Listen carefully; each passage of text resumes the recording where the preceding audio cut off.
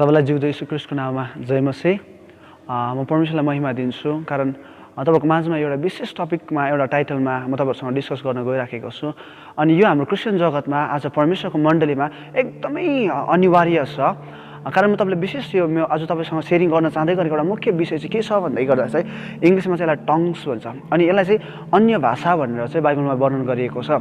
अन्य भाषा चाहिँ एउटा इनिसियल एउटा इभिडेन्स हो कि एउटा विश्वासी चाहिँ पवित्र आत्मा पाएको, पवित्र आत्माको बप्तिस्मा पाएको एउटा त्यो मान्छेको जीवनमा चाहिँ एउटा मेनिफेस्टेसन चाहिँ के छ भन्दै गर्दाखेरि उसले चाहिँ विभिन्न भाषामा बोल्छ भनेर भनेको छ। अनि विभिन्न भाषामा बोल्ने कुरा प्रसङ्गलाई बाइबलमा हेर्दै गर्दाखेरि चाहिँ येशू ख्रीष्ट जब यर्दन नदीमा बप्तिस्मा लिनको लागि आउनुभयो त्यति बेला यूहन्नाले यसरी भन्छ कि म चाहिँ तिमीहरूलाई पानीले बप्तिस्मा दिन्छु, तर म पछि आउनु हुनेछ अझै महान हुनुहुन्छ, उहाँले चाहिँ तिमीहरूलाई आत्मा र आगोले बप्तिस्मा दिनुहुन्छ भनिकन यूहन्नाले चाहिँ येशू ख्रीष्टको बारेमा गवाही दिन्छ। अनि येशू ख्रीष्ट आइसक्नु भयो अनि येशू ख्रीष्टले पनि चेलाहरूलाई प्रचार गरिसकेपछि यसरी भन्नुहुन्छ कि जबसम्म पवित्र आत्मा तिमीहरूमाथि आउँदैन, तिमीहरूले परमेश्वरको वचन तिनीहरूले सुनेका थिए, तिनीहरूले उद्धार मुक्तिको कुराहरू येशू ख्रीष्ट मसीहाको बारेमा सबै सुनेका थिए, तर परमेश्वर सुने तापनि परमेश्वरले एउटा कुरा भन्दै हुनुहुन्छ कि जबसम्म पवित्र आत्मामा तिमीहरू बप्तिस्मा हुँदैन, जबसम्म परमेश्वरको फायरले, जबसम्म परमेश्वरको पावरले तिमीहरूलाई ब्याप्टाइज गर्दैन, जबसम्म तिमीहरू पवित्र आत्मा रिसिभ गर्दैन तबसम्म तिमीहरू यरुशलेममा नै बसिरहनु।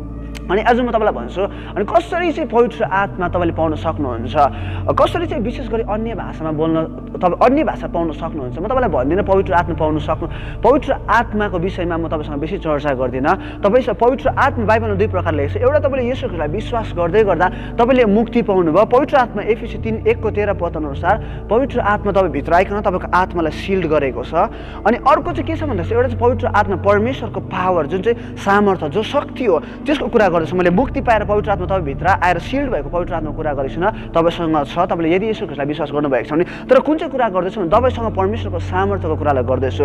बाइबलले यसरी भन्छ जब तिमीमा पवित्र आत्मा आउनुहुनेछ तिमीले शक्ति पाउनेछौ। अनि त्यो पवित्र आत्मा आउनुको एउटा तपाईँले त्यो परमेश्वरको शक्तिमा तपाईँ ब्याप्टाइज हुनुभएको छ भन्ने कुरा चाहिँ किनले चाहिँ बताएको छ भन्दै गर्दा त्यो चाहिँ अन्य भाषाले हो। सो म तपाईँलाई भन्छु अन्य भाषा तपाईँले कसरी पाउन सक्नुहुन्छ भन्ने कुरा तपाईँलाई लाग्छ होला अन्य भाषामा यसरीमा भन्दा पाउने हो त। म तपाईँलाई भन्छु अफकोर्स पाउनुहुन्छ तपाईँले, किन भन्दै गर्दा बाइबलमा विशेष गरी 3टा विशेष कुराहरूलाई देखाइएको छ कि अन्य भाषा चाहिँ मान्छेले परमेश्वरको सामर्थ्यलाई चाहिँ येशू ख्रीष्टमा पाउने, येशू ख्रीष्टलाई विश्वास गर्ने मान्छेहरू चाहिँ कुन कुराले चाहिँ रोकिन्छ, कुन कुराले चाहिँ उनीहरूको जीवनमा परमेश्वरलाई विश्वास गरे तापनि उनीहरूले चाहिँ पवित्र आत्मा पाउँदैन। म तपाईँलाई भन्छु नम्बर 1 चाहिँ के हो भन्दै गर्दाखेरि चाहिँ तपाईँले परमेश्वरको बारेमा, तपाईँले पवित्र आत्माको बारेमा तपाईँ जब अज्ञान हुनुहुन्छ परमेश्वरको शक्तिको बारेमा, वचन जब तपाईँलाई थाहा हुँदैन तब पनि तपाईँले पवित्र आत्मा ब्याप्टिजम पाउन सक्नुहुन्न।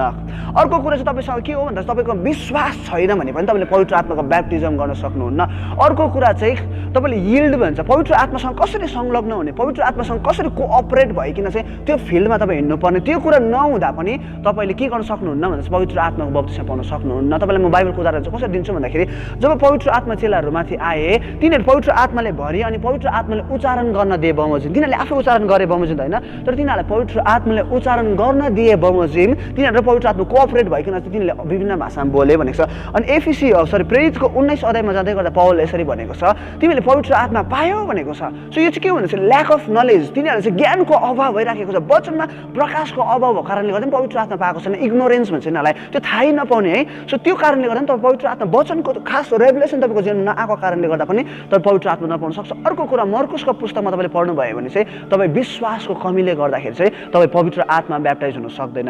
सो म तपाईँलाई भन्छु यदि तपाईँमा पवित्र आत्मा अन्य भाषामा बोल्ने एउटा ठुलो मैले भनिहालेँ अन्य भाषा चाहिँ बाइबलले भनेको छ कि तपाईँमा परमेश्वरको सामर्थ्य। अब म तपाईँलाई भन्छु ब्याप्टाइज हुनु भनेको चाहिँ एउटा कम हो, तर त्यो इन फिलिङ भनेको चाहिँ कन्टिन्युस क्रम हो।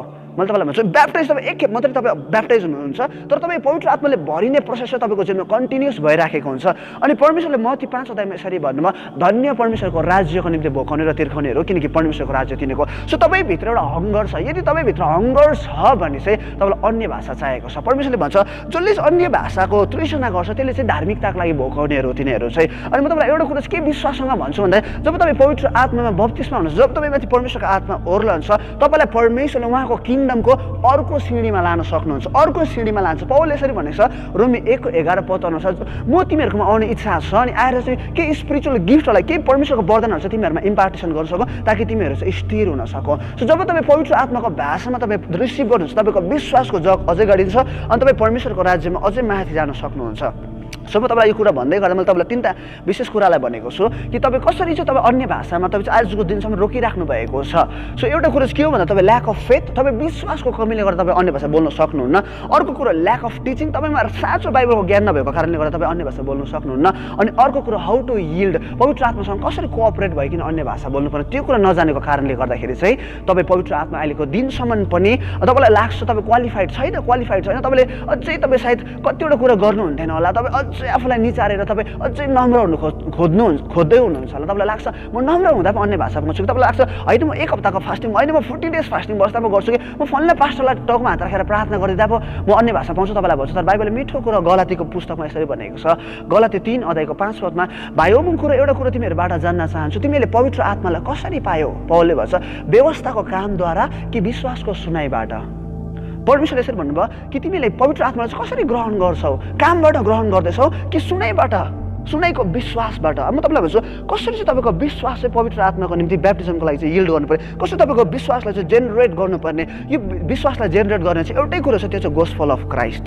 येशू ख्रीष्ट परमेश्वरको पुत्र येशू ख्रीष्टको बलिदानले, येशू ख्रीष्टको सुसमाचारले चाहिँ तपाईँ भित्र भएको त्यो भित्र कन्फ्युजनलाई जितिकन त्यो फेथ यिल्ड हुन्छ।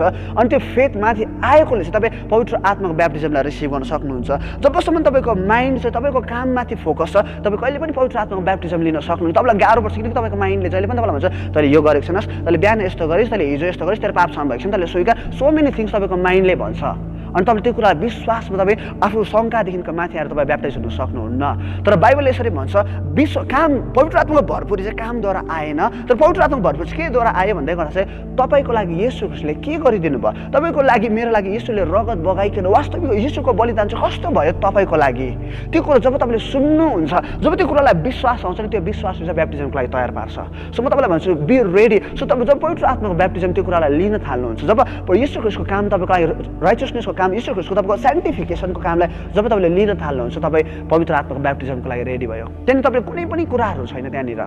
सो परमेश्वरले तपाईँलाई यसरी पवित्र आत्माले भर्न सक्नुहुन्छ। परमेश्वरले तपाईँहरूलाई यो छोटो समयमा प्रशस्त मात्रामा आशीष दिनुभएको होस्। येशू ख्रीष्टको नाममा।